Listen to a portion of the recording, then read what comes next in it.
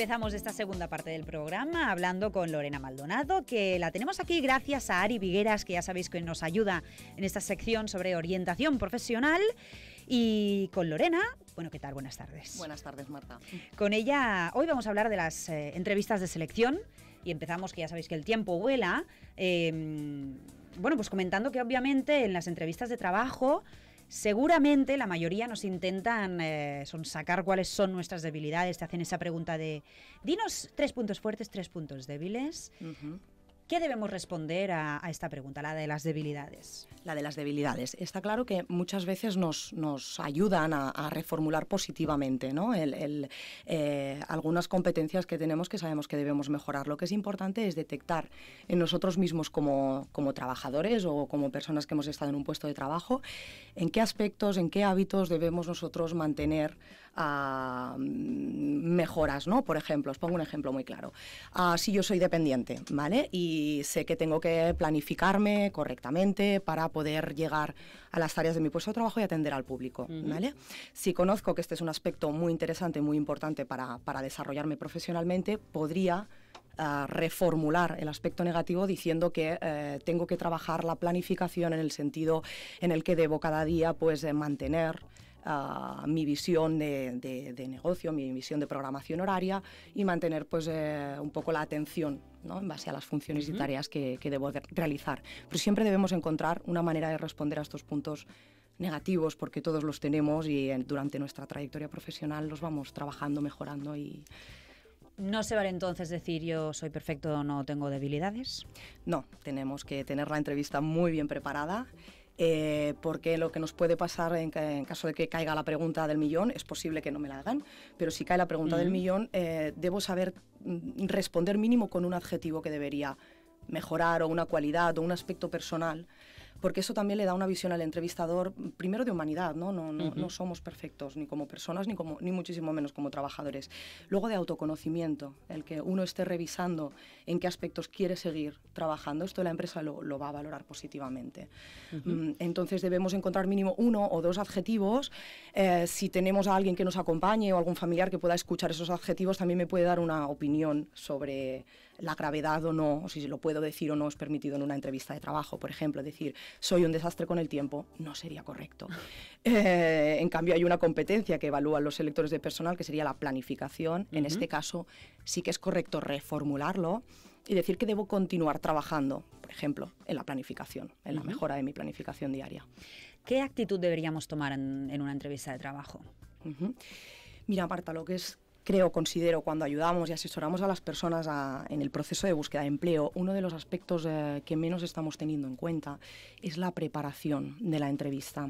Esto es una realidad, ¿no? Nos cansamos a lo mejor los orientadores de comentarlo, de explicárselo a las personas que atendemos, pero es estrictamente necesario para que la conversación que se da en una entrevista sea lo más fluida posible y el candidato tenga oportunidad de defenderse, ¿no?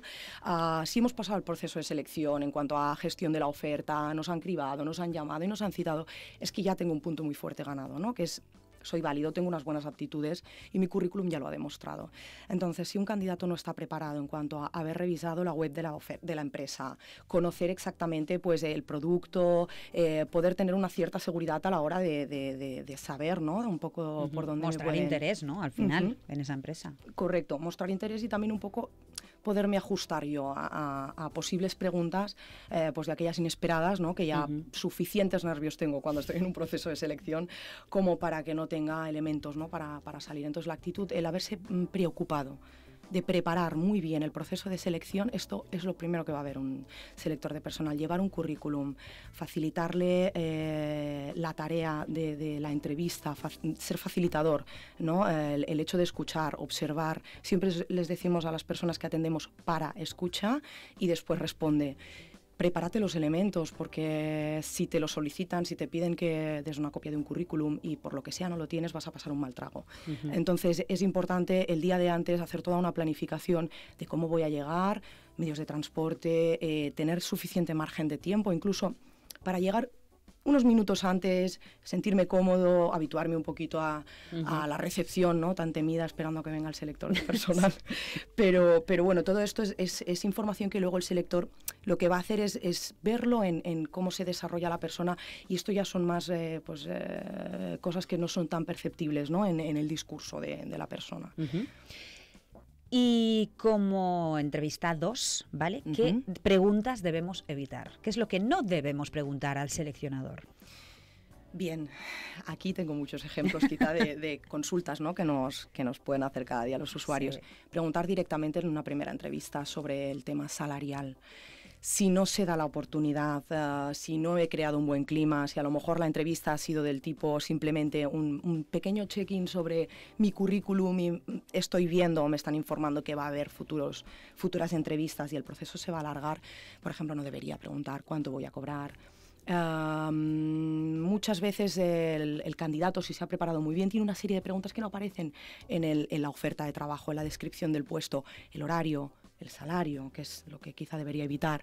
Los horarios también, depende de cómo es preferible no hacer una pregunta muy agresiva o intentar encontrar un espacio al final de la entrevista para, si existe, ¿no? el espacio de tienes alguna duda, poder decir, bueno, podrías definirme, ya podríamos ser un poquito más facilitadores, ¿no? Podrías describirme, podrías definirme alguna cosa más sobre el puesto de trabajo, el horario, pero es recomendable, si yo no tengo esa información, que no agreda al selector al principio de la entrevista o que no... Pero ciñéndonos al salario, ¿en qué momento lo preguntamos? Porque obviamente queremos saberlo. Correcto. Mira, los procesos de selección normalmente al final de la entrevista hay un espacio para el candidato, ¿eh? Entonces, una primera entrevista no es recomendable, a no ser que, pues que se dé esta negociación, sí, o que nos hagan la pregunta directamente. Si vemos que vamos a tener más de una entrevista de trabajo, es mejor guardar esa pregunta para una segunda fase, ¿no? Porque todavía estamos pendientes de si nos van a seleccionar o no, si nos van a volver a llamar. Quizá la manera en que tengo de preguntarlo no es la más correcta. Entonces, si ese espacio final para el candidato no se da, es preferible esperar y guardar esa consulta para más para adelante. Sí. Trabajas también como orientadora profesional en el IMPO, que es el Instituto Municipal de Promoción de la Ocupación. O sea, que atendéis a la gente que está en paro, sí, buscando empleo. Sí. Entonces me gustaría saber pues, cómo ayudáis a estas personas que buscan empleo pues, a focalizar sus esfuerzos para encontrar empleo. Mira, Marta, nosotros lo que depende del programa en el que estés también un poco trabajando, ¿no? Como orientador, haces más o menos acciones, pero por regla general, en lo que consiste el trabajo de los orientadores es en atender inicialmente una demanda en la que tenemos que situar a la persona, ¿vale? Entonces esto se hace siempre de manera individual. Si hacemos una acogida en la que recogemos un poquito la trayectoria profesional del candidato y todas las herramientas que tiene para buscar empleo. Entonces, a partir de aquí le diseñamos un plan individualizado, ¿vale? El desarrollo de su adecuación como buscador de trabajo se puede dar a nivel grupal, depende del programa en el que estemos, con formación, cómo diseñar un currículum, cómo pasar una entrevista de trabajo, dinámicas de grupo en las que podamos un poco recabar qué fuentes, qué canales hay para buscar empleo, e incluso algunos servicios en los que ya estamos acompañando directamente en la búsqueda codo con codo con el candidato, ¿no? Entonces, lo que hacemos es establecer una dinámica, un sistema diario para que la persona también se obligue un poco a venir cada día y estar asesorado en su búsqueda de empleo. En el momento en que gestiona una oferta de trabajo, que podamos revisar que su currículum es el ideal, que está enviando bien la información, que luego puede hacer a lo mejor un contacto a través de redes como LinkedIn, Facebook o Twitter con el selector de personal, que haga un seguimiento también, que haga una llamada, y todo esto lo hacemos con ellos, acompañados. En el mejor de los servicios, en caso de que no estemos tutorizando tanto a la persona, pues sobre todo ubicarla en el mercado, en qué oportunidades tiene, ubicar su currículum en cuanto a su objetivo profesional, ayudarle a que diga lo mejor de él y de la manera más atractiva para que gane éxito en el proceso de selección, y asesorarle también en cuanto a las vías, ¿no? Pues canales de internet, sobre todo ahora ya todo lo que es búsqueda activa, bueno, nos olvidamos de la visita que antes hacíamos, que hay muchísima gente que aún continúa haciéndolo. Y bueno, ayudamos también a que ellos tengan este sustento y estos canales. Pues que sepáis que aparte del IMPO donde trabaja Lorena, esta gran profesional del mundo de la orientación, seguro que existen muchísimas más instituciones por toda España que os pueden ayudar a esa gente que está en paro, pues a reenfocar vuestras vidas profesionalmente. Lorena, gracias por estar aquí en Criterio Joven. Te animo a escuchar a Salvador, que lo tenemos al otro lado, en Madrid, al otro lado del teléfono, que seguro que te va a interesar. Gracias, Marta. Venga, vamos allá. Criterio Joven. Nuestros expertos en Internet y en motivación comercial te enseñarán cómo conseguir triunfar con tu negocio.